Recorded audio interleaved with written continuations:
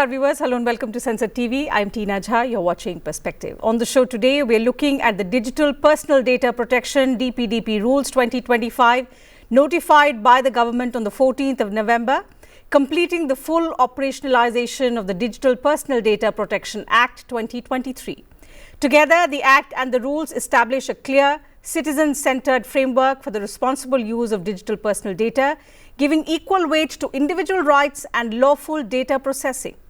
To ensure broad stakeholder participation, the Ministry of Electronics and IT had released the draft DPDP rules for public consultation and also held discussions across Delhi, Mumbai, Guwahati, Kolkata, Hyderabad, Bengaluru and Chennai. Inputs from startups, MSMEs, industry bodies, civil society and government departments have shaped the final rules, giving India a practical, innovation-friendly data protection regime. That's what the government has claimed. Enacted by the Parliament on the 11th of August 2023, the DPDP Act lays out a comprehensive structure for protecting digital personal data. It defines the obligations of data fiduciaries, entities that handle such data, and the rights and duties of data principals or the individuals. The Act follows the SARAL design, which means simple, accessible, rational and actionable, using plain language and illustrations to support clarity and also compliance. Before we dive into the discussion, here's a quick overview of the DPDP rules to help you understand better.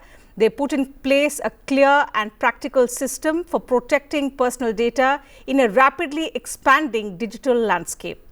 The rules emphasize citizens' rights and responsible data use by organizations.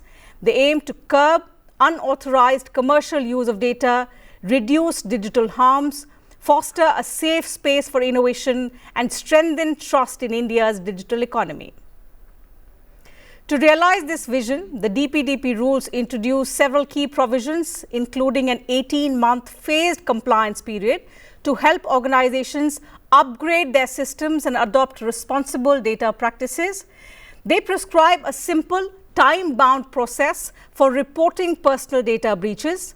In the event of a breach, a data fiduciary must promptly inform all affected individuals. Every data fiduciary must also display clear contact information for data-related queries. The individuals can request access to their data, seek corrections and updates, and even ask for data to be erased in certain situations. The rules further establish an entirely digital data protection board of India comprising 4 members. Citizens will be able to file complaints online and also track their cases through a dedicated portal and mobile app. So we'll discuss these provisions in greater detail, also try and understand how the DPDP Act and Rules strengthen privacy, enhance trust and support responsible innovation. With our expert guests who are joining us on the program, with us in the studio is Ms. Khushbu Jain. She's an advocate, cyber security laws. Thank you for joining us on the program. And joining us virtually is Dr. Utpal Chakrabarti, co-founder and Chief Technology Officer, Indic AI. Dr. Chakrabarti, glad to have you with us on the broadcast. So let's try and understand these rules in a much more simpler manner so that every individual who's using smartphones, using multiple digital services through the day is able to understand how these rules and what these rules change in our daily lives. To begin with you, Khushbu, the government says the DPDP Act and the new rules, they create a clear, citizen-centric framework. So to begin with, tell us how it empowers the individuals, and more so in context of people who are using smartphones. Almost everyone is using these smartphones today, all of us have at least a dozen applications on our mobile phones. We are using so many digital services through the day. So what do these DPDP rules actually change for people like us? Okay, so like in the physical world, if I come to your house and I see your laptop and I see, oh, I am in a need of this laptop, I just practically cannot come and pick up your laptop and take it my home, right? It's a punishable offense. Same way, if I come to your house and I see, oh, your TV need an upgradation, I should give you a better TV. Can I just quietly go and upgrade your TV? No, or I can. But to do also, I will require your permission. Absolutely. Right? Without your consent, I practically cannot take it, however important it is to me. Second, if I feel it that you need an upgradation or better environment, I can't do it out of my own will. The same thing, the rules is the Act, the DPDP Act and the rules are trying to bring it on the world of internet, where practically because of technology and the internet, it becomes a black box. You don't see it in a tangible manner that something is going or somebody is taking something and utilizing it for some manner. So this entire non-transparency leading to a non-accountability space is something which is now being taken care by DPDP Act. Now, if I'll give you in a nutshell, what do you mean by that? It means that if any entity for that matter is taking your data, they have to ask your permission, that is called as consent, that I am taking this data of yours. I'm utilizing it for these many purposes, and I'm going to share this data with another these 20, 40 or maybe 20,000 entities for these purpose. Now, without your permission, they cannot do so. Now, if let's say I am a company for which, let's say I'm providing you banking services. Now, to have in banking services, KYC is a mandatory. Without that, I cannot. So, you will have to give me a consent if you want to continue with the services. But let's say I am a delivery app service. If I say I need an access to your phone gallery, I need an access to your gallery or your camera or your voice, it's not directly linked to the services, they can still take it with your permission. But if you deny that, they are obligated to provide you services and note down that you are not giving that permission and not to process that data. You're right. A lot of applications aren't doing that. Yeah. So this is where it brings in that clarity that without my data, my consent, my ownership, without me, you cannot use my data. Now, the Act doesn't say today that, oh, the data cannot be used by the companies, because we are living in the world of technology and technology cannot work without data. I mean, it's bound to have some or the other way that the data has been taken by either IoT devices or anything for that matter. So they're saying that take the consent, bring in that transparency which will lead to accountability. Now, let's say I have given a consent. That's the foremost right in the DPDP Act. The second right that comes is, after the consent is, I want to withdraw the consent that I have given. Maybe today I feel like I have given, but tomorrow I do not relate with it or I don't want to continue with it. I can recall my consent. Third that comes after that is that I need to exercise my right to erasure.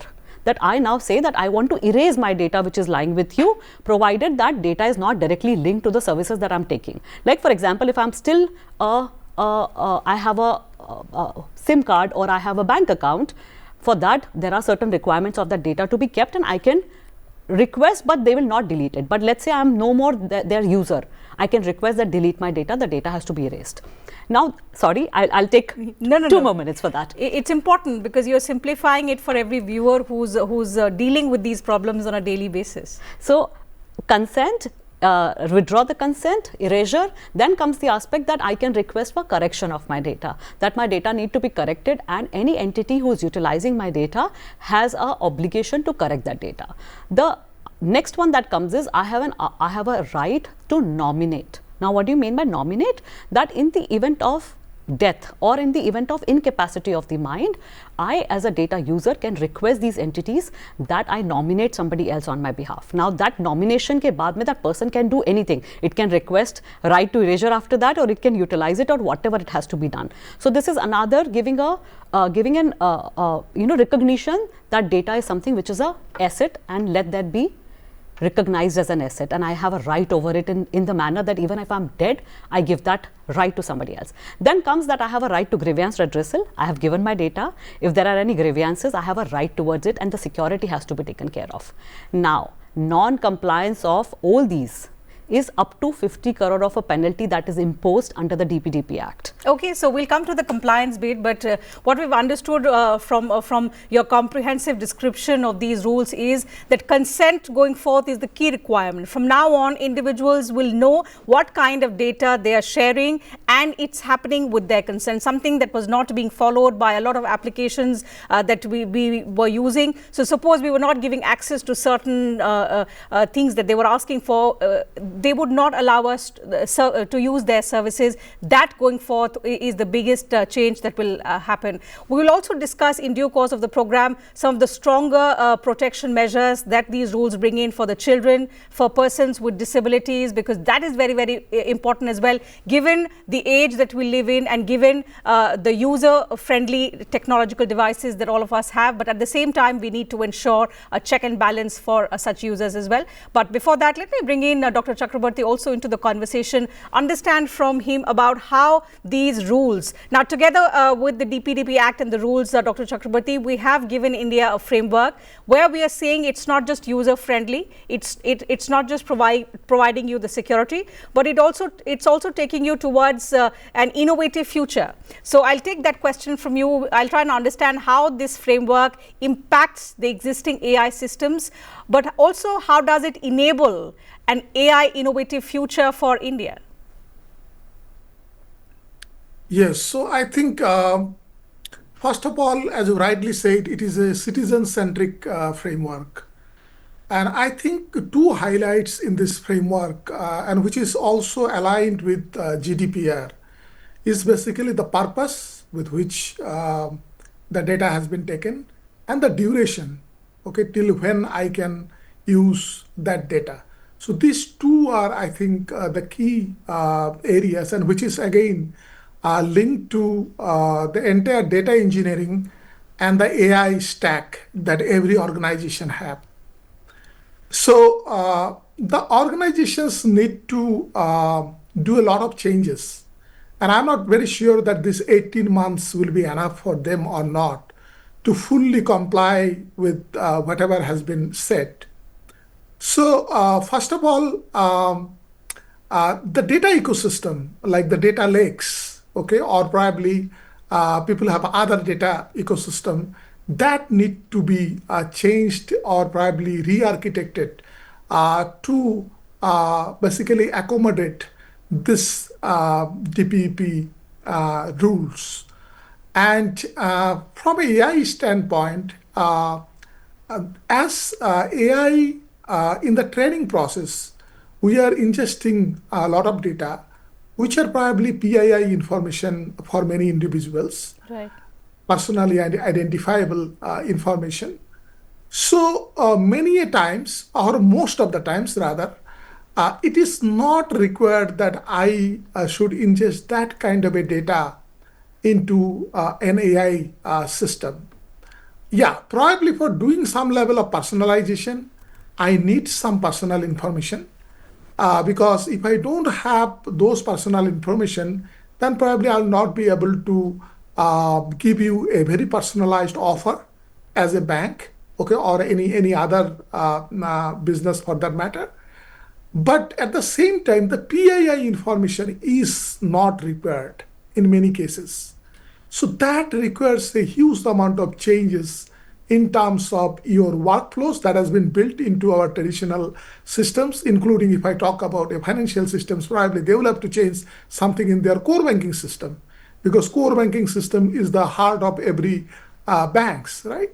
And then probably they will have to change it into their credit management system, in their CRM system and whatnot, okay? All the analytics that they are doing, so everywhere there is a change that is going to come. That's a very interesting point that you're making. Sorry to interrupt, but just for better understanding, when you say that most AI systems, they learn from data that may not always, say, come directly from the user. Now, there is a standalone purpose-specific consent notice that these rules will make mandatory. Does it mean that the AI companies, they will have to sort of redesign the manner in which they are collecting data, and also redo on the training processes that they've already done so far? Isn't it a lot of work for them? Absolutely.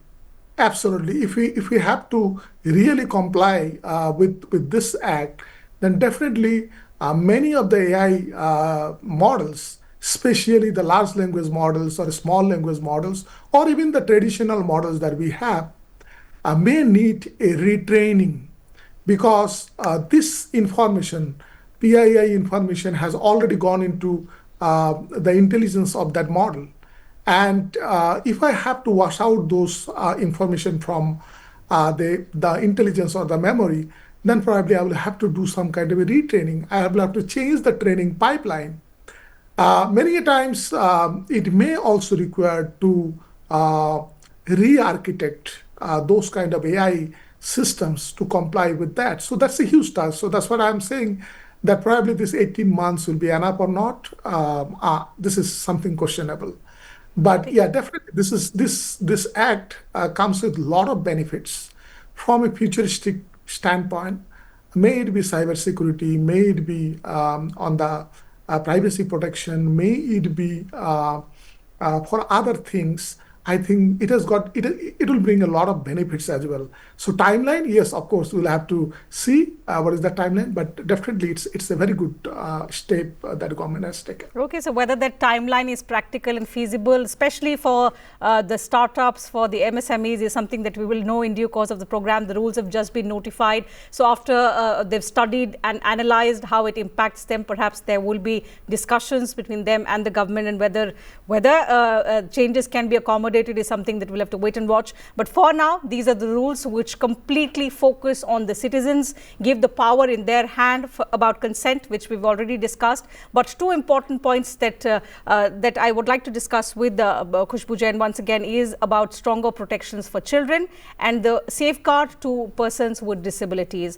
So two parts to the question: how will platforms ensure that children's data is not misused, and which kind of platforms, if I have to talk about the persons with disabilities, how will these rules protect those who cannot take legal decisions independently because they're dependent? What kind of platforms will take care of them? Okay, so the law has been very clear when they put across that people with disability, number one, number two, children. Let's put this.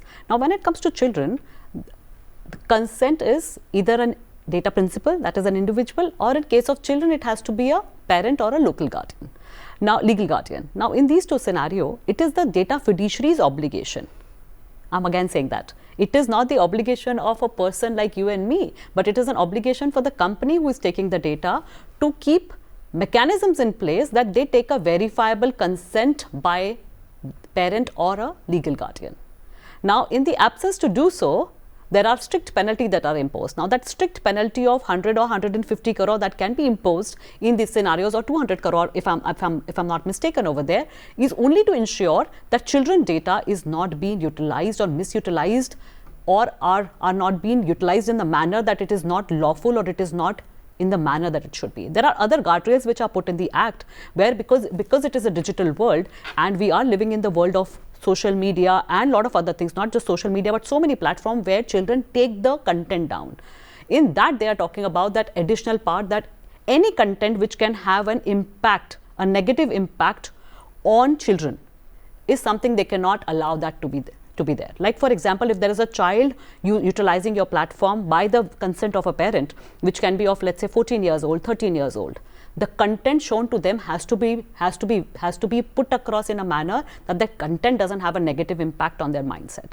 That is again an obligation by the data fiduciary that they have to follow, not you and me to check. Now, the moment this comes in, they are facing strict penalty in the eyes of the law. You're right. 250 crore it says for security failure. Security is 250, but the other aspect that you're talking for about. For not reporting breaches or violating child-related obligations. Yes. You're right. 200 crore is for that. But Dr. Chakrabarti, given that we also have had such steep fines in other legal frameworks as well, the question is, do these penalties actually push companies to take such matters seriously? In this case, we are talking about data protection.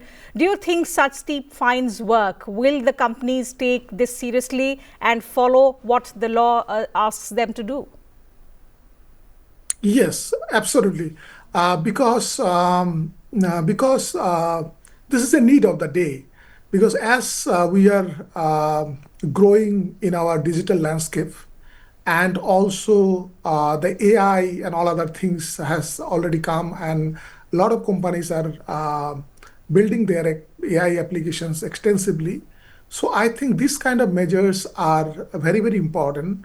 And now with this, like with the timeline, strict timeline and all those things, so the companies are forced to, or they are bound to implement those kind of workflows into their systems.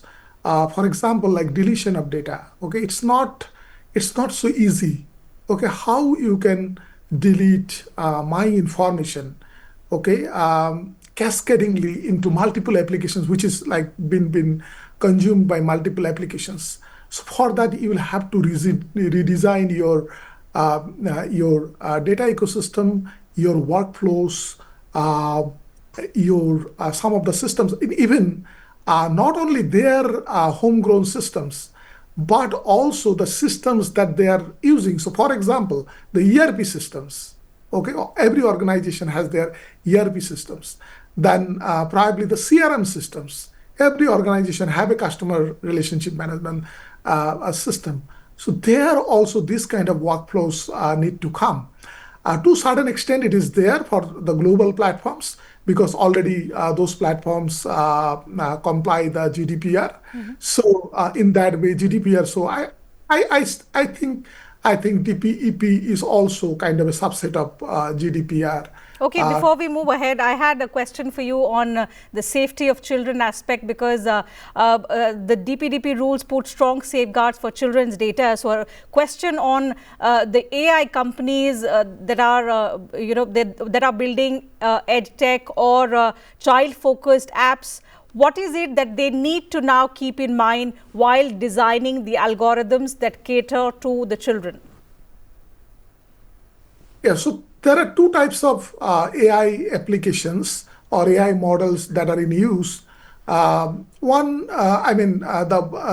type is the traditional models, like doing any kind of recommendation and any kind of this. So this can be changed very easily, right? And we can bring that transparency also, which is called like the explainable AI. But while coming to this large language models or small language models, as these are being trained with millions and billions of parameters, right? So this is a challenging task, but they will have to comply with that. So now the data preparation process for the training, and also there is a feedback learning process for each and every model. So that those flows also need to be changed, also need to be looked at, and also proper filters and guardrails need to be built when we talk about like AI applications consumed by children. Okay, so I'll come back to you to understand how these rules, when the government claims that these rules are innovation friendly, but at the same time they're also protecting user privacy. It's going to be challenging for the existing systems, the existing companies. You explained to us some of the changes that they will have to immediately undergo, but how will it also impact innovation in the long run is something for which I'll come back to you. But in the meanwhile, let me go back to Khushbu and understand another aspect that the government has sort of tried to intersperse it with is the government says privacy and transparency both remain protected, and that the DPDP rules and the RTI Act now work together. Explain to us how these two will work together without weakening either of the right. See, when you talk about right to privacy, again, one has to understand that right to privacy cannot be utilized as one of the, though it's a fundamental right, but it's not an absolute right. So let's say RTI, if any question that is being raised or asked about, if there is a response that comes that this is something which is a private information and I have got something called as right to privacy and this information need not be shared. So I think that's where the mechanism has been put across under the rules, that the amendment is restricted to that part in the RTI, so that RTI is also in line with the DPDP Act in that part. That's number one. Number two, I will again go back on the point of, I think this is a major question that is being talk of the today's topic and otherwise as well, that is it enough for the 18 months? I want to take back that this is not 18 months. This timeline started the day you took the data. Ideally, you should have taken care. Ideally, when you take, it's an ideal situation that if you take somebody's data, you should have taken care of it. You should have kept the best security measures. You should have taken and utilized it for the purpose that you took. In the garb of just taking it and then keep on giving the data everywhere, that was illegal and unethical practice that was adopted. So today, the law is just trying to give recognition to something which ideally was always there, should have been there, and also giving some rights in the hands of people whose data is gone. So when you talk about companies, one has to understand that the people who are running the company are also data principals. It's literally for all of us. I am taking the data as a company, but my data is taken by 20 companies where I'm in their hands. So let's bring in that, and that should have done at that time. Then the Act came in 2023. Since 2023 till 2025, Still, you did not comply and put in systems in place or checks in place in your organization. Today, again, you're given 18 months and you're crying that we cannot keep this in place. You know, because in the absence of such a legal framework, data was misused in the initial years, and so that now when you're trying to put the checks and measures in place, that there will be, of course, opposition to it. But let's see, because now we have these rules in place, how will these companies priorities, what will they prioritize to reduce compliance risk is something that we'll have to wait and watch. But just to wrap up the conversation, Dr. Chakrabarti, I'll come to you and try and understand from you, despite the challenges that persist now for the companies, all sorts of companies that are into data handling, how will the DPDP framework help build India's global trust and position it as a secure AI innovation hub? You referred to the GDPR, so let me draw parallels. How will it do it similar to what GDPR has done to Europe's tech ecosystem? Yeah, so it will definitely bring a lot of trust from the national as well as from the global community, and which is very, very important. As a company, even in fact, as a citizen also, I need to have that trust on any organization which is using my data. So that is required. So also we need to understand this is a very evolving field. Okay, so every other day on the AI and on the data side, there are new things are coming up. So probably even the policy, the PP policy itself, it needs a refresh time to time, right? Considering the landscape is changing very fast from an AI standpoint as well as from a data standpoint and the other technologies as well. So I think this is good that now there is a strict timeline. And probably at one point of time, it may be relaxed a little bit for some organizations if they can't do it within that time frame. But this is a good step that we will try to do that and will bring that kind of a trust into our Indian ecosystem from the global audience as well as from our citizens. For Indian companies, I think they'll be able to adapt efficiently to these changes. But for the global companies, it brings in a lot of challenges. So let's see what kind of discussions they have with the government in the days to come to perhaps bend the rules a little. But for now, the government has been pretty clear that this framework that has been created puts the citizens at the center of it, and there will be no compromise as far as their security is concerned. One last question, because when it comes to innovation on one hand and data privacy on the other, it's a tightrope walk. You need to balance the two. And we want to see India as you know, as a booming and as a leader in digital space. How do you see the DPDP framework balancing that growth? Okay, see it in a manner that the law doesn't stop you in taking data. Law doesn't tell you to not innovate. Any innovation that is required, if you talk about large learning models, which is utilizing the data, it practically, the AI grows on the data, more the data it educates and, you know, it learns from it. There is no stoppage on that part. But when you have too many regulators, it does create if you see the regulator, the regulation is not asking you not to take it. Regulator is saying, whosoever you're taking the data from, take the permission. Keep it safety, because safety is very important. We see 100% of the cyber crimes can be committed despite as much as of an awareness if criminals have more information on you. So we are in that stage today where it is very important. Plus, it's my personal right as a data, as a privacy that I don't want if I'm not want to give. So practically it is saying innovate, do as much as possible, take as much as data possible. Ask the person, keep it secure, tell them their rights. That's it. And apart from that, if you'll see, the Act also talks about that there are certain entities who are going to develop startup, which can be recognized and they will be given an exemption from the Act. So we don't want to lag as an India Inc. that, you know, where the world has reached utilizing the data, we don't want our companies to lag in that. So that's where the government is also coming out with a carve out that let there be an exemption only to the categories where you can be, you know, you can register your, or you can take that benefit, register yourself into it, be into that exempted category, develop your models, develop your AI models or anything for that matter in the startup ecosystem.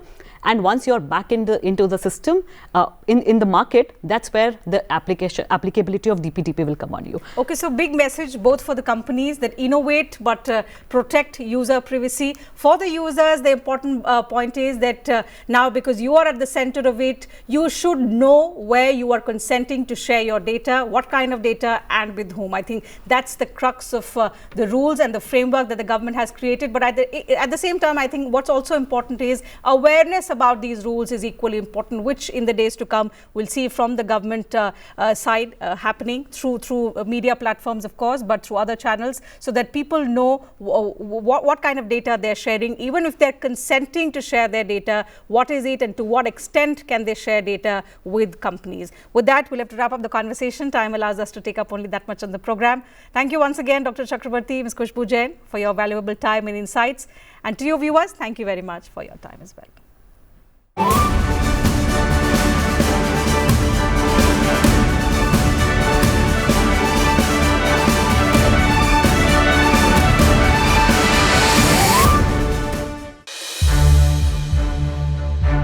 To watch more programs of Sansad TV, subscribe to our YouTube channel and don't forget to like and share them.